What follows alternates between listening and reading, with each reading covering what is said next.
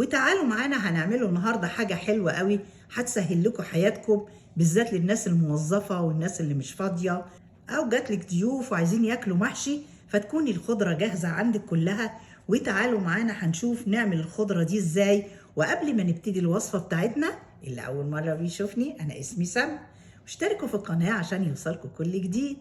ولو عجبكم طريقه تخزين الخضره لايك وشير، ويلا بينا على الفيديو.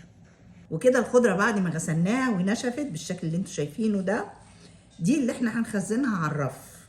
هنوريكم هنعملها ازاي. بصي، طريقه حلوه انك تقطعي بيها الخضره باستك، او اللي هو عود اللي بيربطوا بيه الخضره. هنربط بيه بالشكل ده، بصي كده. ومش هنقطع من هنا، هنقطع من الجنب ده، بيبقى اسهل كده. والطريقه دي بتبقى سهله حلوه قوي انك تخزني الخضره في الفريزر. جايه من الشغل ومستعجله، طلعي من الفريزر. قاعده كده وعيالك طلبوا محشي او اي اكله محتاجه خضره، تيجي مطلعها من الفريزر. بصوا بقى، ده العين اللي فضل ده لو طري ممكن تخرطيه. هنجيب اكياس صغيره عشان تبقى الكيس على قد الطبخه، انت حسب الطبخه بتاعتك وتحطي في الكياس. وعلى فكره انا نزلت فيديو قبل كده ازاي لو ما عندكيش الكياس اللي هي بتتقفل ديت، ازاي تعملي الكياس مقفوله وما يبقاش فيها هوا خالص. ولو تحبوا ممكن انزل لكم اللينك تحت الفيديو ده. وهنحط الخضره بتاعتنا هنا اهو. نبتدي بقى نعمل ايه؟ نطلع منه الهوا. هنضغط جامد كده، هنضغط جامد.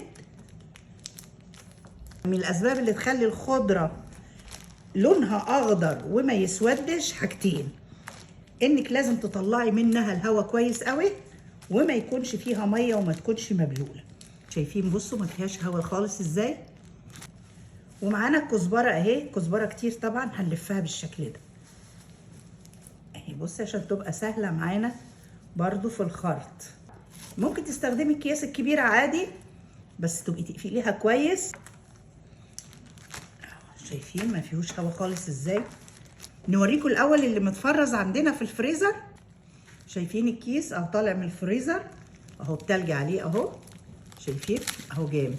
تعالي نفتحه ونوريكم لون الكزبره شكلها ايه.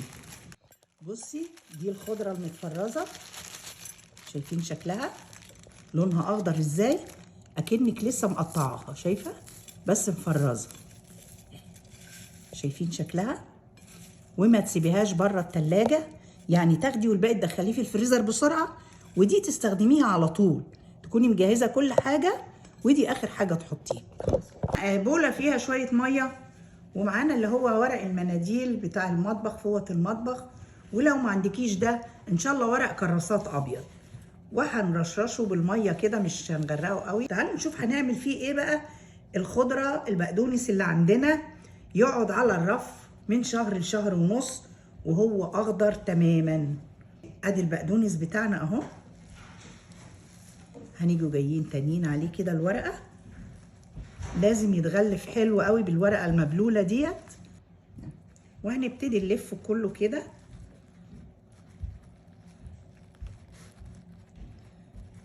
شايفه بالشكل ده اهو. بعد ما لفيناه كده هتجيبي اي كيس نايلون، مش لازم كيس مقفول زي ده، ولفينه كده ونحطه على الرف. هيقعد من شهر لشهر ونص. وهنجيب ورقه كده مكتوب عليها شبت، وهنا ورقه ومكتوب عليها كزبره. وهنجيب السالو تيب بتاعنا وكيس كزبره اهي. يبقى كده هتحطيها في التلاجة وانت عارفه دي كزبره ودي شبت، وده اللي هو على الرف. وكده خلصنا تجهيز الخضره بتاعتنا. مش هتاخد منك وقت، وهتوفر لك كتير وقت وفلوس، وبجد بجد طعم وريحه.